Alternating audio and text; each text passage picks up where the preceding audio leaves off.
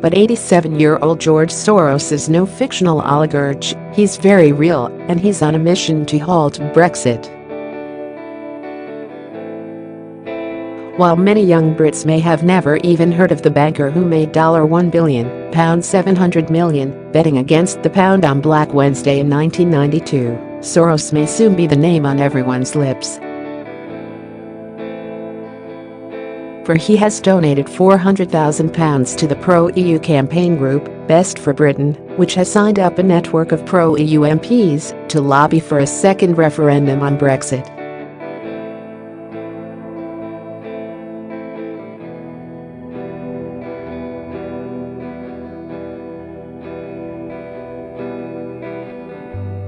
The tycoon is adamant that Britain must stay in the EU and willing to use his hefty war chest to make it happen.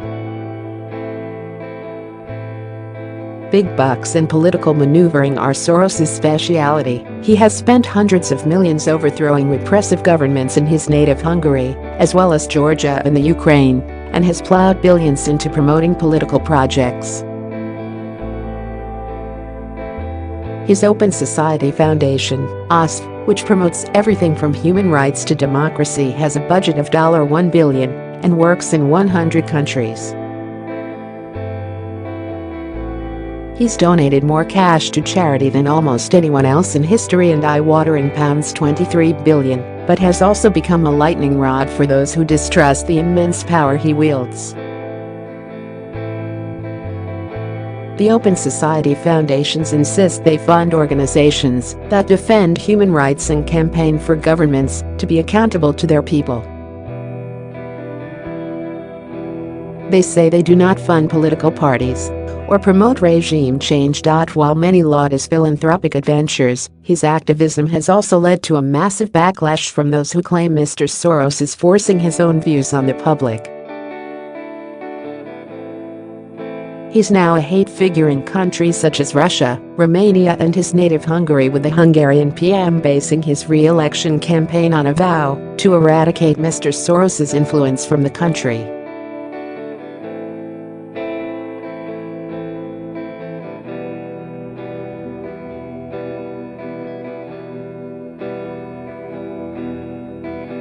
Soros has been testing his might across the Atlantic too, though with mixed success.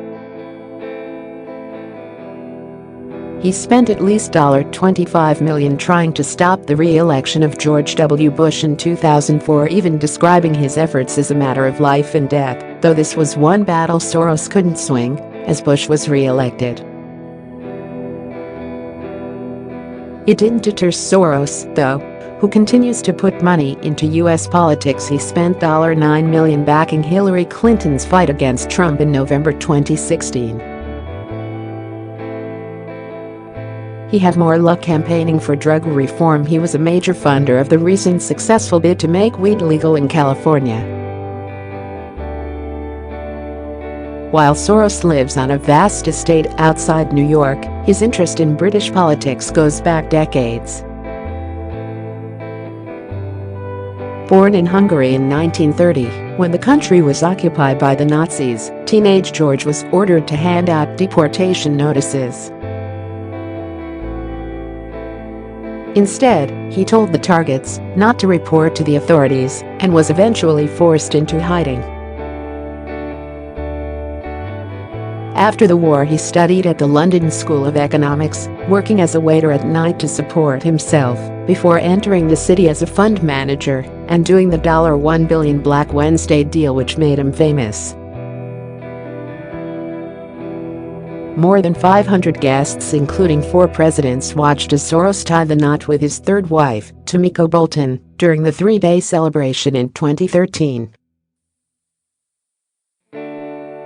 Bolton, a healthcare consultant and 42 years his junior, follows in the footsteps of an Elise Witchett, who he divorced in 1983, and Susan Weber Soros, who was his wife until 2005.